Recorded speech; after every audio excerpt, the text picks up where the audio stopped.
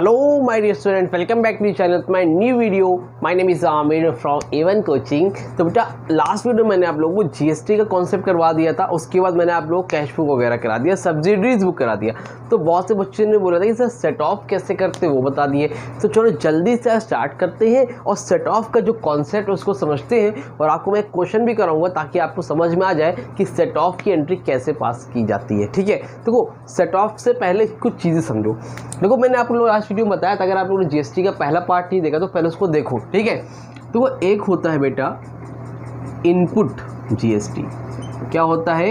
Input GST होता है, ठीक। और एक होता है आउटपुट जीएसटी। क्या होता है? Output GST.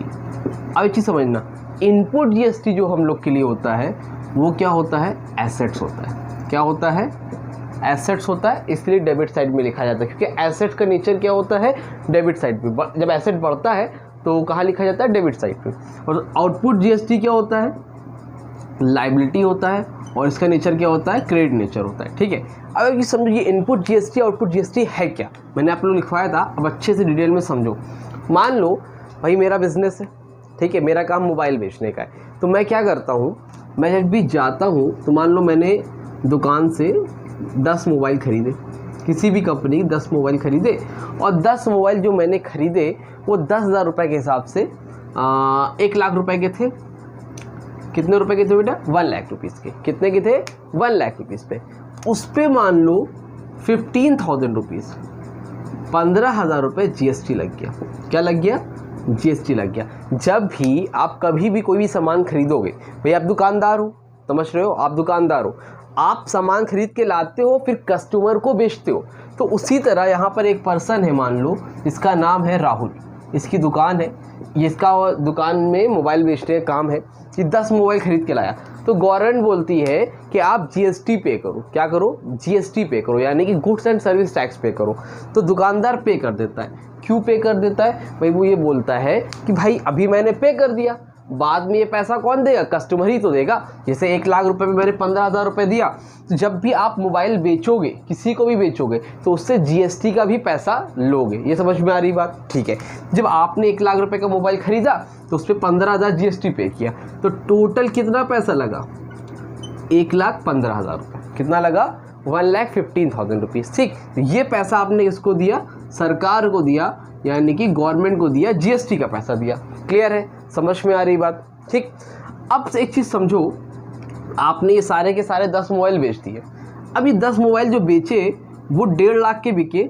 ये परचेज 1 लाख का हुआ था, उस पर जीएसटी था ये। अब जब बेचे तो सेल हो गया सारा का सारा मोबाइल आपका 1,50,000 का। ठीक, और उस पर जो आपको जीएसटी का अमाउंट मिला, उस पर आपको 20,000 रुपीज़ मिला। कितना रुपए मिला? 20,000 रुपये मिला। समझ में आ रही बात? क्लियर है? तो अब ये क्या हो गया आपका? जो जीएसटी आपको मिला उसको हम लोग क्या बोलते हैं? Output GST. ठीक है, क्या मिला? 20,000 रुपये मिला। अब ये बताओ, हमें जो जीएसटी मिला था, सॉरी जो हमने जो जीएसटी दिया था, कितना दिया था? 15,000। हमें मिला कितना कस्टमर से? 20,000। तो अब ये बताओ 20,000 रुपये क्या हम गवर्नमेंट को पूरा देंगे? नहीं देंगे। क्यों नहीं देंगे? क्योंकि बेटा देखो, जब हमने सामान खरीदा था 15,000 रुपये तो मैं ऑलरेडी दे चुका हूँ, तो मिला कितना मुझे? 20,000। जो 20,000 रुपये मिला है मुझे, तो ऑलरेडी उसमें मैं 15 तो दे ही चुका हूँ ना गवर्नमेंट का, तो 15,000 मेरा है। बाकी कितना बचा इसमें? 5,000 रुपये। कितना बचा बेटा?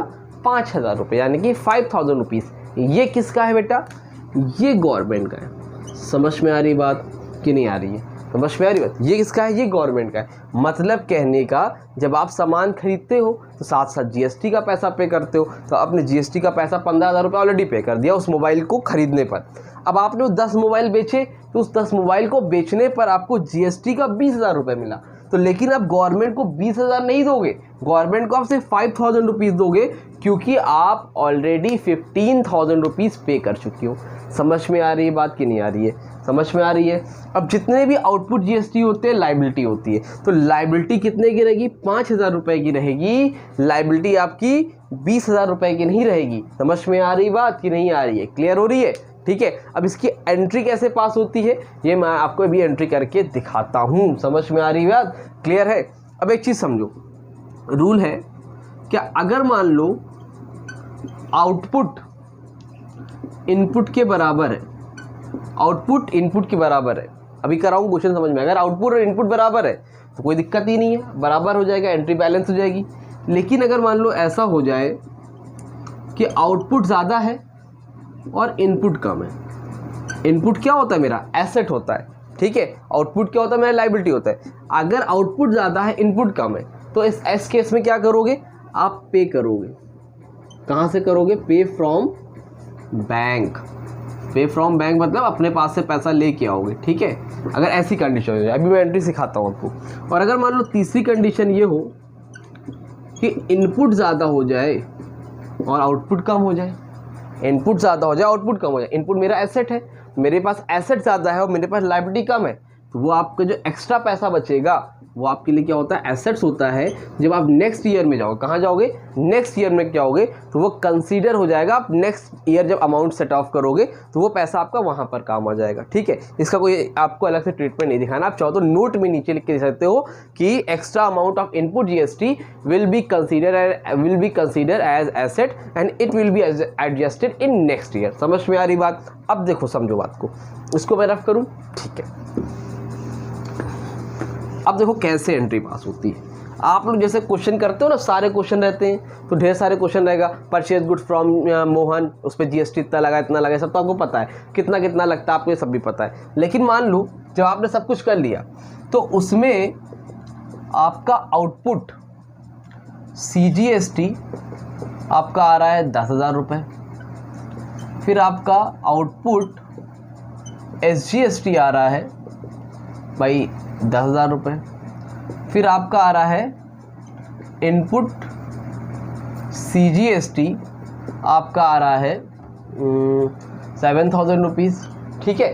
फिर आपका इनपुट SGST भी वही आएगा जो CGST आएगा, इनपुट SGST भी आ रहा है आपका 7,000 रुपीज़, ठीक है। तो आउटपुट CGST आउटपुट SGST कितना आ रहा है 10,000, इनपुट CGST इनपुट SGST कितना आ रहा है 7,000। ये हमारा क्या होता है बेटा, एसेट्स होता है, और जबकि ये हमारा क्या होता है, लायबिलिटी होता है। समझ रहे हो, ये हमारा क्या है, लायबिलिटी है, ये हमारा क्या है, एसेट्स है, ठीक।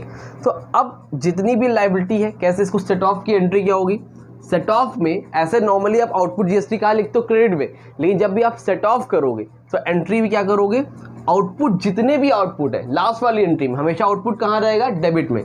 तो एंट्री पास करोगे output CGST account debit, output SGST account debit, ठीक, to input CGST account, to input SGST account, ठीक है जी। To input CGST account, to input SGST account. Output CGST कितना है 10,000, आउटपुट SGST कितना है 10,000, इनपुट CGST कितना बच्चा 7,000, इनपुट SGST कितना है 7,000। इतनी बात समझ में आ रही है। तो 10-10 कितना हो गया 20,000, 7-7 कितना हो गया 14,000। अब ये बताओ देना कितना है, लाइबिलिटी मेरी कितनी है 10-10 20,000 और मेरे पास एसेट्स कितनी है अभी 7-7 14 यानी 14,000। तो कितना कम पड़ रहा है, 20 में 14 माइनस करो, 20 40 माइनस करो, कितना कम पड़ रहा है 6,000।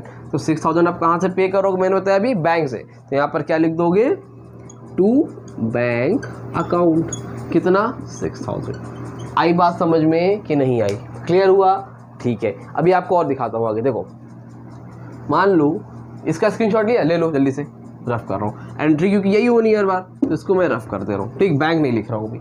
अब देखो आउटपुट CGST है 9,000, SGST है 9,000, ये भी है आपका 9,000, ये भी है आपका 9,000, ठीक। जब आप पास करोगे तो एंट्री क्या होगी, output CGST 9,000, output SGST 9,000, input CGST 9,000, input SGST 9,000 यानी कि 9,000। दोनों तरफ क्या आ रहा है, डेबिट और क्रेडिट साइड क्या आ रही है, बराबर आ रही है। तो बैंक यानी कि आपको घर से पैसा लाने की जरूरत नहीं है, आप यही एंट्री पास कर दोगे सेट ऑफ में, ठीक। तीसरी कंडीशन क्या होती है भाई, स्क्रीनशॉट ले लेना, नोट करते चलना, ठीक। तीसरी कंडीशन होती है, मान लो आउटपुट CGST है 10,000, ये भी है 10,000, इनपुट CGST है 12,000, इनपुट SGST है 12,000। अमाउंट एंट्री यही पास करोगे हमेशा। कितना लिखोगे? 10,000, 10,000, 12,000, 12,000। यहाँ तो कोई दिक्कत, कोई परेशानी नहीं है। अब एक चीज़ बताओ, नहीं सॉरी 12 नहीं लिखोगे, रुको। लाइबिलिटी कितनी है? 10,000 की।